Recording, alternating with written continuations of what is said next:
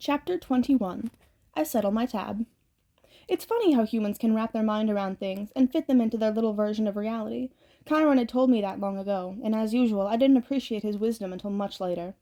According to the LA News, the explosion at the Santa Monica beach had been caused when a crazy kidnapper fired a shotgun at a police car. He accidentally hit a gas main that had ruptured during the earthquake. This kidnapper, aka Ares, was the same man who had abducted me and two other adolescents in New York and brought us across country on a 10-day odyssey of terror. Poor little Percy Jackson wasn't an international criminal, after all. He had caused a commotion on that Greyhound bus in New Jersey trying to get away from his captor, and afterwards witnesses could even swear they had seen the leather-clad man on the bus. Why didn't I remember him before? The crazy man had caused the explosion in the St. Louis Arch. After all, no kid could have done that. A concerned waitress in Denver had seen the man threatening his abductees outside her diner, gotten a friend to take a photo, and notified the police. Finally, brave Percy Jackson, I was beginning to like this kid, had stolen a gun from his captor in Los Angeles and battled him shotgun to rifle on the beach. Police had arrived just in time, but in the spectacular explosion 5 police cars had been destroyed, and the captor had fled. No fatalities had occurred. Percy Jackson and his 2 friends were safely in police custody. The reporters fed us his whole story. We just nodded and acted tearful and exhausted, which wasn't hard, and played victimized kids for the cameras. "All I want," I said, choking back my tears, "is to see my loving stepfather again. Every time I saw him on TV calling me a delinquent punk, I knew, somehow, we would be okay. And I know he'll want to reward each and every person in this beautiful city of Los Angeles with a free major appliance from his store. Here's the phone number." The police and reporters were so moved that they passed around the hat and raised money for 3 tickets on the next plane to New York. I knew there was no choice but to fly. I hoped Zeus would cut me some slack, considering the circumstances, but I was still hard to force myself on board the plane. Takeoff was a nightmare. Every spot of turbulence was scarier than a Greek monster. I didn't unclench my hands from the armrest until we touched down safely at LA Guardia. The local press was waiting for us outside security, but we managed to evade them thanks to Annabeth, who lured them away in her invisible Yankees cap, shouting, "They're over by the frozen yogurt! Come on!" and then rejoining us at baggage claim. We split up at the taxi stand. I told Annabeth and Grover to get back to Half-Blood Hill and let Chiron know what had happened. They protested, and it was hard to let them go after all we'd been through, but I knew I had to do this last part of the quest by myself.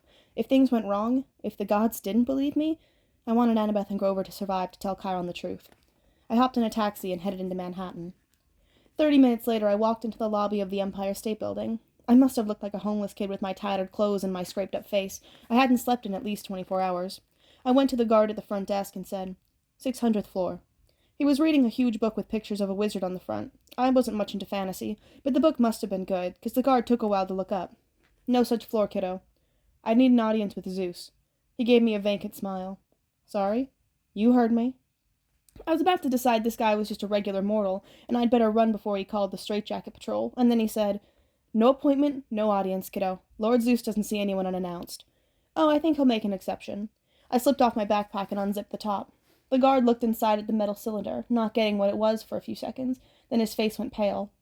"That isn't—" "Yes, it is," I promised. "You want me to take it out and—" "No, no!" He scrambled out of his seat, fumbled around his desk for a key card, and then handed it to me. "Insert this in the security slot. Make sure no one else is in the elevator with you." I did as he told me. As soon as the elevator doors closed, I slipped the key into the slot. The card disappeared, and a new button appeared on the console, a red one that said 600. I pressed it and waited. Muzak played "Raindrops Keep Falling on My Head," and finally, ding! The door slid open. I slipped out and almost had a heart attack. I was standing on a narrow stone walkway in the middle of the air. Below me was Manhattan, from the height of an airplane. In front of me, white marble steps wound up the spine of a cloud into the sky. My eyes followed the stairway to its end, where my brain just could not accept what I saw. "Look again," my brain said. "We're looking," my eyes insisted. "It's really there." From the top of the clouds rose the decapitated peak of a mountain, its summit covered with snow. Clinging to the mountainside were dozens of multi-leveled palaces, a city of mansions, all with white columned porticoes, gilded terraces, and bronze braziers glowing with 1,000 fires. Roads wound crazily up to the peak, where the largest palace gleamed against the snow. Precariously perched gardens bloomed with olive trees and rose bushes. I could make out an open-air market filled with colorful tents, a stone amphitheater built on one side of the mountain, a hippodrome and a coliseum on the other. It was an ancient Greek city, except it wasn't in ruins. It was new and clean and colorful, the way Athens must have looked 2,500 years ago. "This place can't be here," I told myself. The tip of a mountain hanging over New York City like a billion-ton asteroid. How could something like that be anchored above the Empire State Building, in plain sight of millions of people, and not get noticed? But here it was, and here I was. My trip through Olympus was a daze. I passed some giggling wood nymphs who threw olives at me from their garden. Hawkers in the market offered to sell me ambrosia on a stick, and a new shield, and a genuine glitter-wave replica of the Golden Fleece, as seen on Hephaestus TV. The 9 muses were tuning their instruments for a concert in the park, while a small crowd gathered, satyrs and naiads and a bunch of good-looking teenagers who must have been minor gods and goddesses. Nobody seemed worried about an impending civil war. In fact, everyone seemed in a festive mood. Several of them turned to watch me pass and whispered to themselves. I climbed the main road, towards the big palace at the peak. It was a reverse copy of the palace in the underworld. There, everything had been black and bronze. Here, everything glittered white and silver. I realized Hades must have built his palace to resemble this one. He wasn't welcome on Olympus, except on the winter solstice, so he'd built his own Olympus underground. Despite my bad experience with him, I felt a little sorry for the guy. To be banished from this place seemed really unfair. It would make anyone bitter. Steps led up to the central courtyard. Past that, the throne room. Room really isn't the right word. The place made Grand Central Station look like a broom closet. Massive columns rose to a domed ceiling, which was gilded with moving constellations. 12 thrones, built for beings the size of Hades, were arranged in an inverted U, just like the cabins at Camp Half-Blood. An enormous fire crackled in the central hearth pit. The thrones were empty, except for 2 at the end, the head throne on the right, and the one to its immediate left.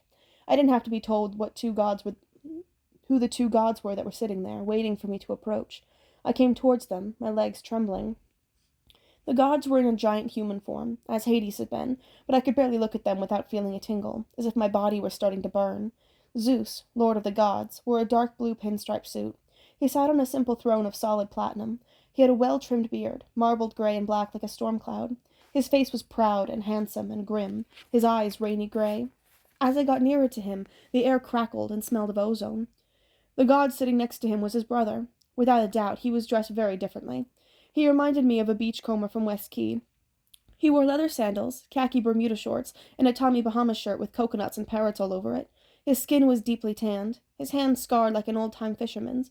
His hair was black like mine. His face had that same brooding look that had always gotten me branded as a rebel, but his eyes, sea-green like mine, were surrounded by sun crinkles that told me he'd smiled a lot too. His throne was a deep fisherman's chair. It was a simple swiveling kind, with a black leather seat and a built-in holster for a fishing pole. Instead of a pole, the holster held a bronze trident, flickering with green light around the tips. The gods weren't moving or speaking, but there was tension in the air, as if they'd just finished an argument. I approached the fisherman's throne and knelt at his feet. Father. I dared not look up. My heart was racing. I could feel the energy emanating from the 2 gods. If I said the wrong thing, I had no doubt they could blast me into dust. To my left, Zeus spoke. Should you not address the master of this house first, boy? I kept my head down and waited. Peace, brother, Poseidon finally said. His voice stirred my oldest memories. That warm glow I remembered as a baby, the sensation of this god's hand on my forehead. The boy defers to his father. This is only right. You still claim him, then? Zeus asked menacingly. You claim this child whom you sired against our sacred oath? I have admitted my wrongdoings, Poseidon said. Now I would hear him speak. Wrongdoing. A lump welled up in my throat. Was that all I was? A wrongdoing? The result of a god's mistake? I have spared him once already, Zeus grumbled, daring to fly through my domain. Ha! I should have blasted him out of the sky for his impudence. And risked destroying your own master bolt, Poseidon asked calmly. Let us hear him out, brother. Zeus grumbled some more. I shall listen, he decided. Then I shall make up my mind whether or not to cast this boy down from Olympus. Perseus, Poseidon said. Look at me. I did, and I wasn't sure what I saw in his face. There was no clear sign of love or approval, nothing to encourage me. It was like looking at the ocean. Some days you could tell what mood it was in. Most days, though, it was unreadable, mysterious. I got the feeling Poseidon really didn't know what to think of me. He didn't know whether he was happy to have me as a son or not. In a strange way, I was glad that Poseidon was so distant. If he'd tried to apologize, or told me he loved me, or even smiled, it would have felt fake, like a human dad making some lame excuse for not being around. I could live with that. After all, I wasn't sure about him yet either.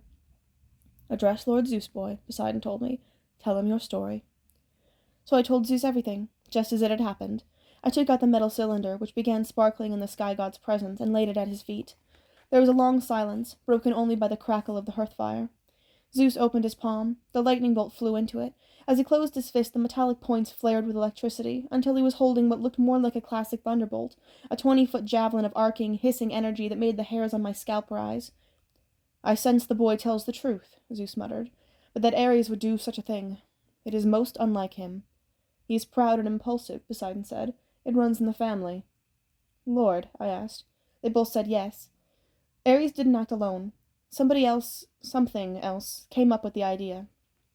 I described my dreams, and the feeling I'd had on the beach, that momentary breath of evil that had seemed to stop the world and made Ares back off from killing me. "In the dreams," I said, "the voice told me to bring the bolt to the underworld. Ares hinted that he'd been having dreams too. I think he was being used, just as I was, to start a war." "You are accusing Hades after all?" Zeus asked. "No," I said. "I mean, Lord Zeus, I've been in the presence of Hades.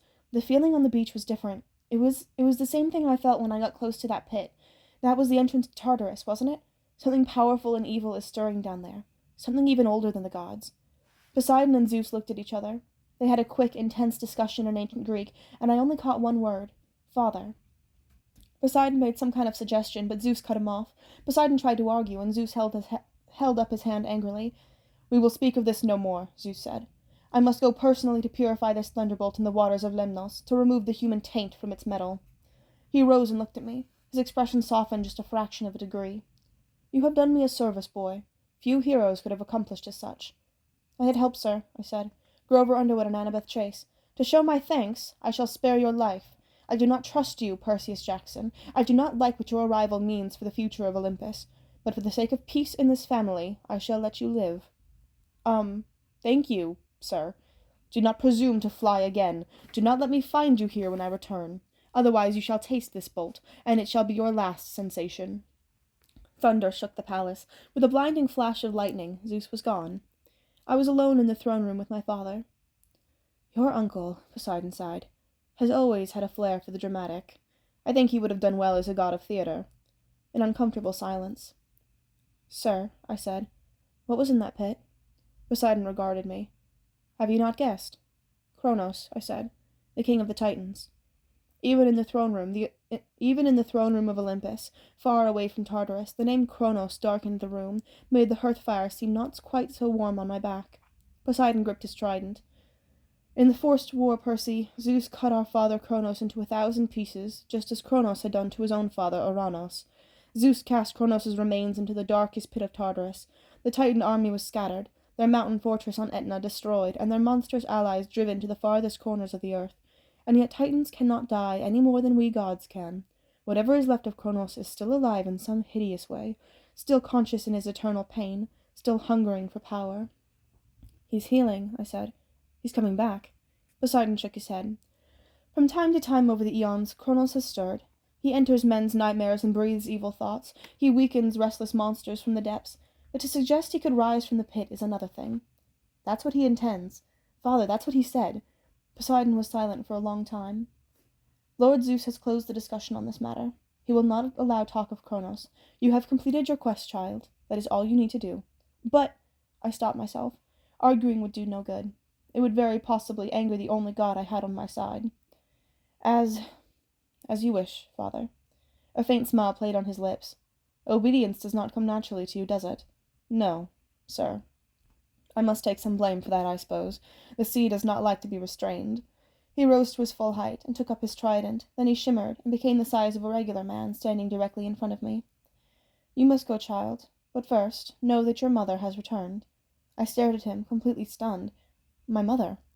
"You will find her at home. Hades sent her when you recovered his helm. Even the Lord of Death pays his debts." My heart was pounding. I couldn't believe it. Would you... I wanted to ask if Poseidon would come with me to see her, but then I realized that was ridiculous. I imagined looking up at the god of the sea, loading the god of sea into a taxi, and taking him to the Upper East Side. If he wanted to see my mom, all these years, he would have. And then there was Smelly Gabe to think about. Poseidon's eyes took on a little sadness. "When you return home, Percy, you must make an important choice. You will find a package waiting in your room." "A package?" "You will understand when you see it. No one can choose your past, Percy. You must decide." I nodded, though I didn't know what he meant. "Your mother is a queen among women," Poseidon said wistfully. "I had not met such a mortal woman in 1,000 years. Still, I am sorry you were born, child. I have brought you a hero's fate. And a hero's fate is never happy. It is never anything but tragic. I tried not to feel hurt. Here was my own dad, telling me he was sorry I'd been born. I don't mind, Father. Not yet, perhaps, he said. Not yet. But it was an unforgivable mistake on my part. I'll leave you then. I bowed awkwardly.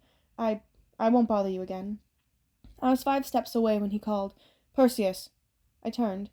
There was a different light in his eyes, a fiery kind of pride. You did well, Perseus. Do not misunderstand me. Whatever else you do, know that you are mine. You are a true son of the sea god. As I walked back through the city of the gods, conversation stopped. The muses paused their concert. People and satyrs and naiads all turned towards me, their faces filled with respect and gratitude, and as I passed, they knelt, as if I were some kind of hero. 15 minutes later, still in a trance, I was back on the streets of Manhattan. I caught a taxi to my mom's apartment, rang the doorbell, and there she was, my beautiful mother, smelling of peppermint and licorice, the weariness and worry evaporating from her face as soon as she saw me. Percy! Oh, thank goodness! Oh, my baby! She crushed the air right out of me. We stood in the hallway as she cried and ran her hands through my hair. I'll admit it, my eyes were a little misty, too. I was shaking. I was so relieved to see her. She told me she'd just appeared at the apartment that morning, scaring Gabe half out of his wits. She didn't remember anything since the Minotaur, and couldn't believe it when Gabe told her I was a wanted criminal, traveling across the country, blowing up national monuments. She'd been going out of her mind with worry all day, 'cause she hadn't heard the news. Gabe had forced her to go into work, saying she had a month's salary to make up, and she'd better get started. I swallowed back my anger and told her my own story. I tried to make it sound less scary than it had been, but it wasn't easy. I was just getting to the fight with Ares when Gabe's voice interrupted from the living room. Hey, Sally, that meatloaf done yet or what? She closed her eyes. He isn't going to be happy to see you, Percy. The store got 500,000 phone calls today from Los Angeles. Something about free appliances? Oh, yeah, about that. She managed a weak smile. Just don't make him angrier, all right? Come on. In the months I'd been gone, the apartment had turned into Gabeland. Garbage was ankle-deep on the carpet. The sofa had been reupholstered in beer cans. Dirty socks and underwear hung off the lampshades. Gabe had 3 of his big goony friends, playing poker at the table. When Gabe saw me, his cigar dropped out of his mouth. His face got redder than lava. You got some nerve coming here, you little punk. I thought the police— He's not a fugitive after all, my mom interjected. Isn't that wonderful, Gabe? Gabe looked back and forth between us. He didn't seem to think my homecoming was so wonderful. Bad enough I have to get back your life insurance money, Sally, he growled. Give me the phone. I'll call the cops. Gabe, no. He raised his eyebrows.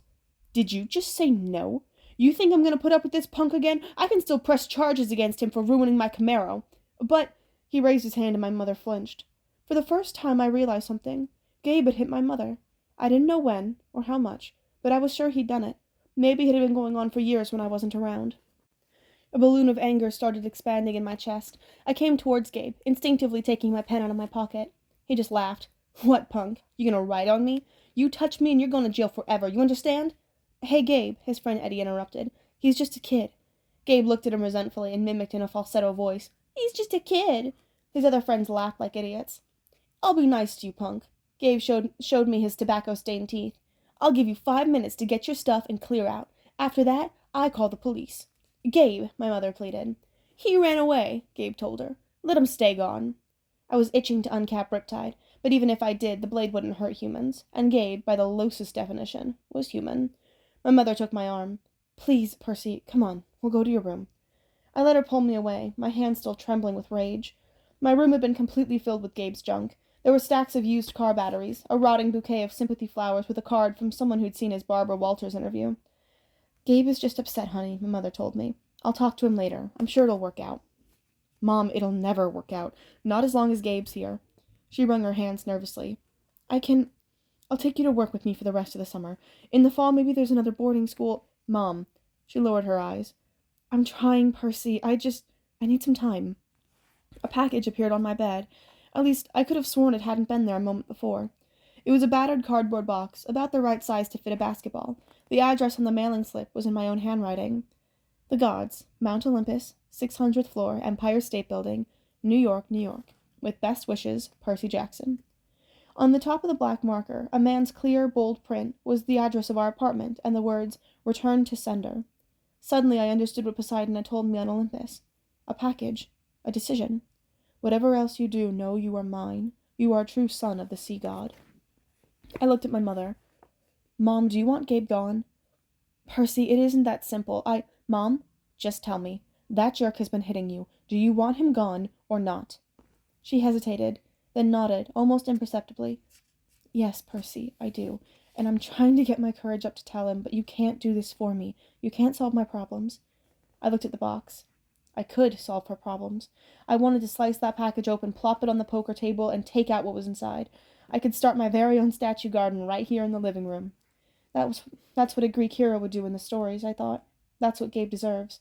But a hero's story always ends in tragedy. Poseidon had told me that. I remember in the underworld. I thought about Gabe's spirit drifting forever in the fields of Asphodel, or condemned to some hideous torture behind the barbed wire of the fields of punishment, an eternal poker game, sitting up to his waist in boiling oil, listening to opera music. Did I have the right to send someone there? Even Gabe. A month ago I wouldn't have hesitated. Now, I can do it, I told my mom. One look inside this box and he'll never bother you again. She glanced at the package and seemed to understand immediately. No, Percy, she said, stepping away. You can't. Poseidon called you a queen, I told her. He said he hadn't met a woman like you in 1,000 years. Her cheeks flushed. Percy, you deserve better than this, Mom. You should go to college, get your degree. You can write your novel, meet a nice guy maybe, live in a nice house. You don't need to protect me anymore by staying with Gabe. Let me get rid of him. She wiped a tear off her cheek.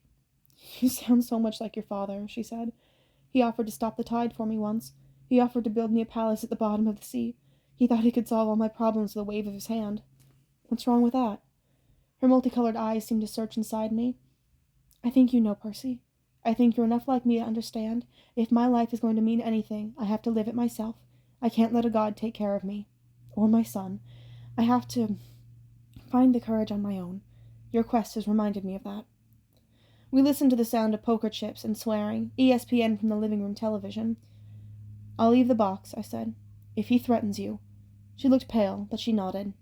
Where will you go, Percy? Half-Blood Hill? For the summer? Or forever? I guess that depends. We locked eyes, and I sensed that we had an agreement. We would see how things stood at the end of the summer. She kissed my forehead. You'll be a hero, Percy. You'll be the greatest of all. I took one last look around my bedroom. I had a feeling I'd never see it again. Then I walked with my mother to the front door. Leaving so soon, punk? Gabe called after me. Good riddance. I had one last twinge of doubt. How could I turn down the perfect chance to take revenge on him? I was leaving here without saving my mother. Hey, Sally, he yelled. What about that meatloaf, huh? A steely look of anger flared in my mother's eyes, and I thought, just maybe, I was leaving her in good hands after all. Her own. The meatloaf is coming right up, dear, she told Gabe. Meatloaf surprise. She looked at me and winked. The last thing I saw as the door swung closed was my mother staring at Gabe as if she were contemplating how he would look as a garden statue.